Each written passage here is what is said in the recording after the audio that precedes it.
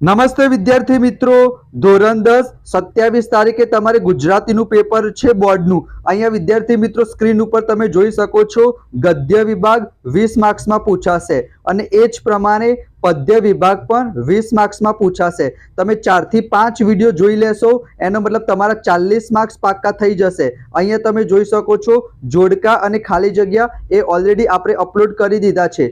આપણે એક વાક્યના 3-4 વાક્યના અને 10-12 વાક્યના પ્રશ્ન જોઈશું, 1 થી લઈને 6 ચેપ્ટરના. અને હું તમને ગેરંટી સાથે કહું છું, તમારા 27 તારીખના બોર્ડના પેપરમાં આનામાંથી જ પૂછાશે. બરાબર, તમારે માત્ર સ્વાધ્યાયના જ કરવાના છે. હું કહું એટલા જ પ્રશ્ન તમારે કરવાના છે. અહીંયા જુલાઈ 23માં પૂછાઈ ગયો છે, તો આ વખતે વિદ્યાર્થી મિત્રો પૂછવાના બહુ ઓછા ચાન્સીસ છે.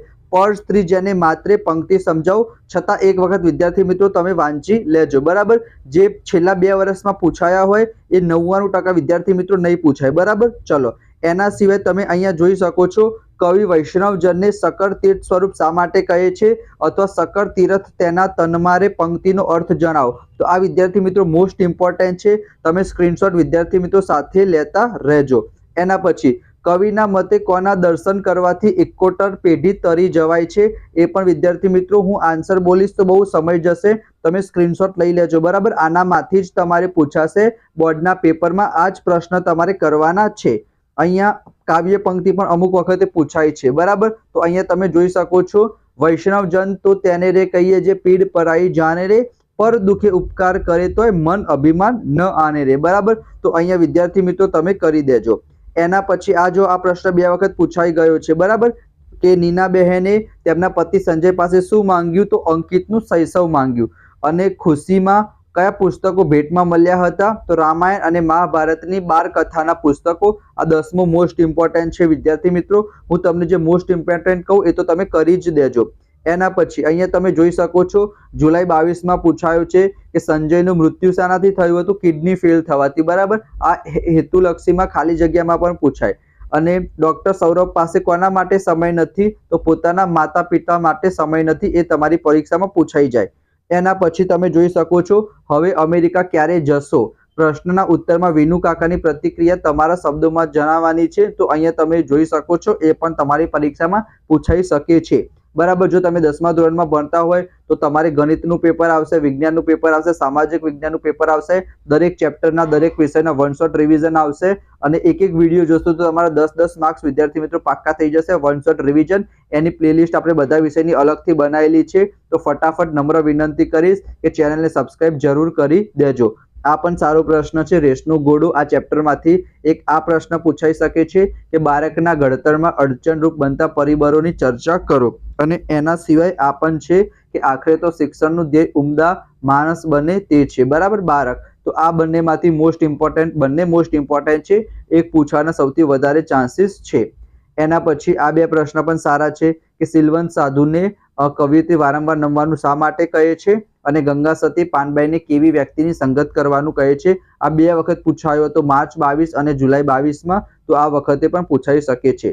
એના સિવાય રેસનો ઘોડો શીર્ષકની યથાર્થતા ચર્ચો. બરાબર, સૌરભ વાળું જે તમારું ચેપ્ટર છે વિનુ કાકા વાળું, એ પણ તમારી પરીક્ષામાં પૂછાઈ શકે છે.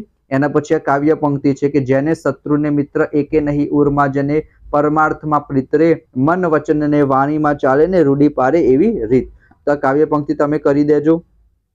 એના પછી માર્ચ 20માં પૂછાયેલું છે, સિલવંત સાધુ તમે કોને કહેશો તે કાવ્યના આધારે જણાવો. બરાબર, પાનબાઈ વાળું છે, એ પણ તમે વિદ્યાર્થી મિત્રો સ્ક્રીનશોટ લઈ લેજો.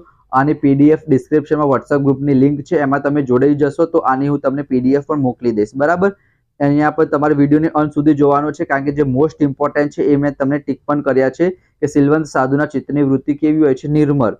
અને સિલવંત સાધુના જીવનમાં સામા એકત્વ જોવા મળે છે, તો મન, વચન અને વાણીમાં. ઓગસ્ટ 20માં પૂછાયું હતું.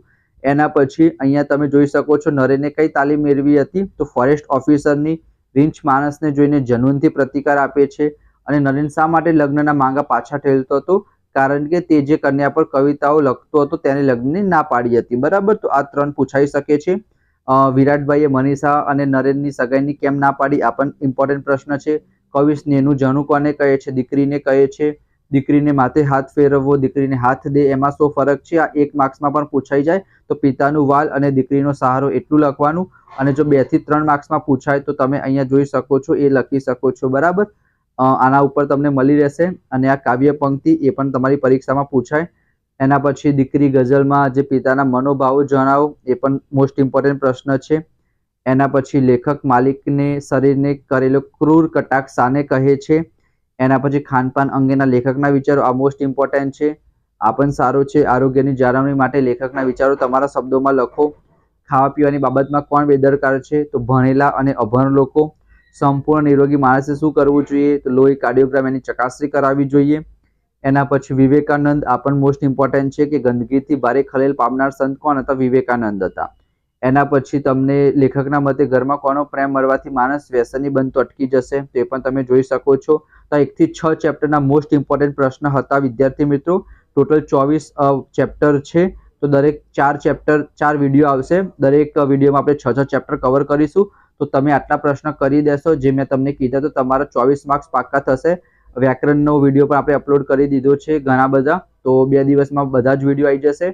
તમારી ચેનલ છે, સબસ્ક્રાઇબ કરી દેજો. બરાબર, બીજા બધા વિષયના પણ 1 શોર્ટ રિવિઝન આવશે. તો આપણે મળીશું વિડીયોમાં. ત્યાં સુધી જય Shri Krishna, Radhe Krishna. Thank you so much.